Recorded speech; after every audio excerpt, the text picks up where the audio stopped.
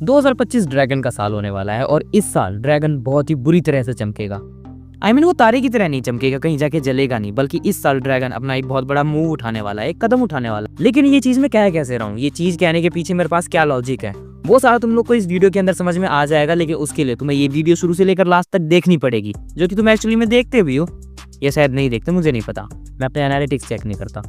खैर वो थोड़ी पर्सनल बात होगी। लेकिन उससे हटकर अगर मैं तुम लोग को ड्रैगन के बारे में बताऊं तो ये जो साल है 2025 वो ड्रैगन के लिए बहुत ही बड़ा साल होने वाला है।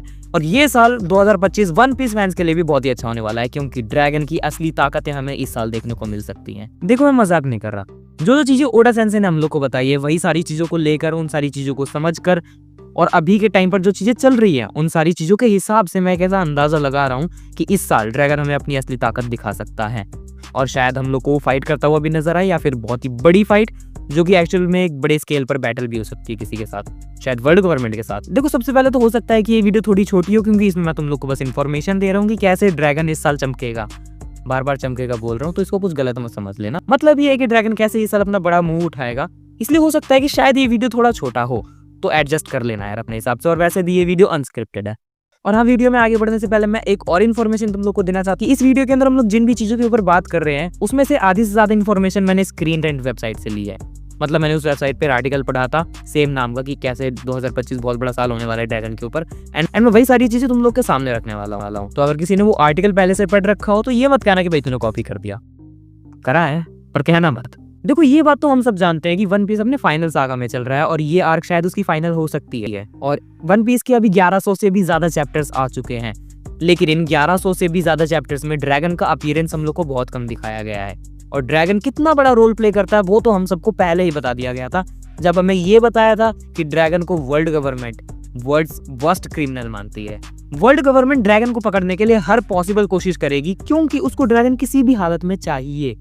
हो सकता है कि ड्रैगन के पास कुछ ऐसे सीक्रेट्स हों जो वर्ल्ड गवर्नमेंट नहीं चाहती कि जनता के सामने आ जाएं, या फिर हो सकता है कि ड्रैगन के पास कुछ ऐसी पावर हो जो वर्ल्ड गवर्नमेंट के लिए बहुत ही बड़ा खतरा साबित हो सकती है। कुछ भी हो, लेकिन वर्ल्ड गवर्नमेंट ड्रैगन को पकड़ना चाहती है। और सबसे बड़ी बात तो यह है कि हम लोग को उसकी ताकतों का अंदाजा तक नहीं है। हमें तो ये भी नहीं पता कि वो डेविल फ्रूट यूजर है भी या नहीं, या फिर उसकी ताकतें काम कैसे करती हैं। लेकिन इन सब चीजों के बावजूद भी ड्रैगन बहुत ही बड़ा इम्पैक्ट क्रिएट करता है पूरी स्टोरी के ऊपर, और हम सब उसकी रियल पावर्स को देखना चाहते हैं। झूठ मत बोला, तुम भी देखना चाहते हो। और यही वो साल है जब हम उसकी असली ताकतों को देखेंगे। यही वो साल है जब हम ड्रैगन को एक्शन में देखेंगे। ये साल 2025। अभी देखो, जब भी कोई साल शुरू होता है, कुछ सालों पहले से ऐसा चलता आ रहा है कि जब भी कोई साल शुरू हुआ तो न्यू ईयर से ही लोग ऐसा कहना शुरू कर देते कि भाई ये साल ड्रैगन के लिए बहुत बड़ा साल होने वाला है। और हर साल होता क्या है, हर साल के लास्ट में जाकर हम लोग को वही एक चीज दिखाई जाती है कि भाई ड्रैगन अगले साल अपना नेक्स्ट मूव देगा, ड्रैगन अगले साल अपना बहुत ही बड़ी कोशिश करेगा, या फिर ड्रैगन अगले साल हम लोग को फाइट में देखने को मिलेगा। लेकिन बिलीव मी, इस साल ड्रैगन की ताकतों के दिखने के बहुत ही ज्यादा चांसेस हैं, क्योंकि अब जो तुम आगे सुनने वाले हो वो सुनकर तुम्हारे होश तो पक्का उड़ेंगे ही उड़ेंगे। इससे पहले कि मैं तुम लोग को वो रीजन या फिर वो लॉजिक बताऊं, हम लोग बात कर लेते हैं ड्रैगन के पास्ट के बारे में। देखो ये बात तो हम सबको पता है कि ड्रैगन पहले मरीन्स में था, फिर उसके बाद उसने मरीन्स छोड़ दी। रीजन क्या है हम लोग को नहीं बताया गया, लेकिन हम लोग एक अंदाजा लगा सकते हैं। हो सकता है कि जब ड्रैगन मरीन्स में था तो उसने मरीन्स का असली चेहरा देख लिया हो। वो अपनी पर्सनल जस्टिस के लिए लड़ रहा हो, लेकिन उसने देख लिया कि मरीन्स कैसे काम करते हैं और उनके लिए जस्टिस नाम की कोई चीज ही एग्जिस्ट नहीं करती। हो सकता है कि ड्रैगन को ये चीज समझ में आ गई हो कि जो बड़ी पावर्स हैं मरीन्स के अंदर वो बहुत ही अलग तरीके से काम करती हैं, और उनको घंटा कुछ फर्क नहीं पड़ता कि नॉर्मल जनता के ऊपर उनके कामों का क्या इम्पैक्ट पड़ रहा है, क्या उनको एक्चुअल में सही से जस्टिस मिल पा रहा है या नहीं। जस्टिस नाम का जो वर्ड है वो बस मरीन्स अपने लिए ही यूज करते हैं, और उनको अपने लिए ही जस्टिस चाहिए। नॉर्मल जो लोग हैं जिनके लिए उनको बनाया गया है उनसे उनको कुछ भी घंटा फर्क नहीं पड़ता। यही चीज हो सकता है ड्रैगन को समझ में आ गई थी, और इसीलिए उसने वर्ल्ड गवर्नमेंट की कुर्सी, जिस कुर्सी पे भी वो था, वो भी हम लोग को रिवील नहीं करी, वो कुर्सी उसने छोड़ दी। और ये बात तो कहने की जरूरत नहीं है कि मरीन्स का और ड्रैगन का बहुत ही पुराना पंगा। ड्रैगन किसी के पीछे पड़ा हो या ना पड़ा हो, लेकिन उसको वर्ल्ड गवर्नमेंट से तो बुरा वाला बदला चाहिए, पता नहीं किस चीज का। देखो ड्रैगन ने रेवोल्यूशनरी आर्मीज में रहते हुए जितने भी काम किए हैं अभी तक, वो सारे काम उसने शैडोज में किए हैं। वो कभी भी सामने नहीं आया, या फिर उसने सामने आकर कुछ भी बहुत ही बड़ा मूव क्रिएट नहीं करा। उसने अभी तक जितने भी सारे काम करे हैं वो बस उसने पर्दे के पीछे रहकर ही करे हैं, शैडोज में। लेकिन अब टाइम आ चुका है उसका सबके सामने आने का और एक बहुत बड़ी लड़ाई लड़ने का। और वो रीजन ये है कि ड्रैगन ने ऑफिशियली वर्ल्ड गवर्नमेंट पर वार डिक्लेयर कर दी है। ये हम लोग को वानो कंट्री आर्क के लास्ट में ही देखने को मिल गया था, जब सावो ने एम्प्टी थ्रोन पर इमुसमा को देखा था। इमुसमा या फिर इमसमा जो भी उसको कहते हैं, मुझे नहीं। अब सिर्फ वार डिक्लेयर करना ही ये वजह नहीं है कि ड्रैगन अपनी असली ताकतें दिखाएगा। तुम लोग अगर भूल रहे हो तो ड्रैगन ने वन पीस में एक बार एक बात कही थी कि जब हॉली नाइट्स दिखाए जाएंगे या फिर हॉली नाइट्स अपना कदम उठाएंगे, तब बारी आएगी हमारी असली लड़ाई लड़ने की। और अभी तो तुम लोग को पता ही होगा कि जो रिसेंटली वन पीस चल रही है, जो रिसेंटली उसके चैप्टर्स आए हैं, उनमें कौन अपीयर हो चुका है। कुछ लोग उसको शैंक्स का जुड़वा भाई भी बता रहे हैं, लेकिन ये चीज तो कंफर्म है कि वो एक हॉली नाइट है और हॉली नाइट्स ने फाइनली अपना मूव शुरू कर दिया है। हॉली नाइट्स अब हमें मांगा के अंदर दिखाए जा चुके हैं और उनका रोल बहुत ही बड़ा होने वाला है। और क्योंकि अब हॉली नाइट्स आ चुके हैं तो ड्रैगन को भी कुछ ना कुछ कदम उठाने पड़ेंगे और ड्रैगन भी अब बिल्कुल सामने आकर लड़ाई करेगा सबके। लेकिन अब क्योंकि हॉली नाइट्स आ चुके हैं तो इसका मतलब ये नहीं कि ड्रैगन सिर्फ हॉली नाइट से ही लड़ेगा। ड्रैगन ने वर्ल्ड गवर्नमेंट के ऊपर जो वॉर डिक्लेयर करी है, उस चीज को वर्ल्ड गवर्नमेंट हल्के में तो बिल्कुल भी नहीं ले लेगी और अब तक उस चीज को लेकर वो अपनी तैयारियां करना शुरू कर चुके होंगे। वो लोग ड्रैगन को रोकने के लिए कुछ ना कुछ तो प्लान पक्का कर रहे होंगे। हो सकता है, मुझे नहीं पता, मेरी बात पर पक्का यकीन मत करना क्योंकि मैं एक ओवर थिंकर। अब हॉली नाइट के आ जाने के बाद ही ड्रैगन अपना असली मूव दिखाएगा। इस चीज को साबित करने के लिए एक और बहुत बड़ी स्टेटमेंट है मेरे पास, जो कि ओडा सेंसे ने खुद ही दी थी। उन्होंने ये कहा था कि जो फाइनल आर्क होने वाली है वो सिर्फ स्ट्रॉ हैट्स पर ही बेस्ड नहीं होगी या फिर वो पूरी तरह से स्ट्रॉ हैट्स पर ही फोकस नहीं करेगी। वो वन पीस के बाकी सारे कैरेक्टर्स के ऊपर भी ध्यान दे। वन पीस का जो फाइनल सागा है वो शुरू हो चुका है। शैंक्स का अपीयरेंस हो चुका है एगेड आर्क की शुरुआत में ही। गार्प का गैलेक्सी इंपैक्ट भी हमें देखने को मिल चुका है और गार्प को कैप्चर भी कर लिया है ब्लैक बियर्ड पायरेट्स ने। इसी के साथ साथ शैंक्स और किड की लड़ाई हुई, ब्लैक बियर्ड और लॉ की लड़ाई हुई, जिसमें लॉ सर्वाइव कर गया और वो पक्का अपना बदला लेने आएगा ही आएगा क्योंकि उसका क्रू खत्म हो चुका है।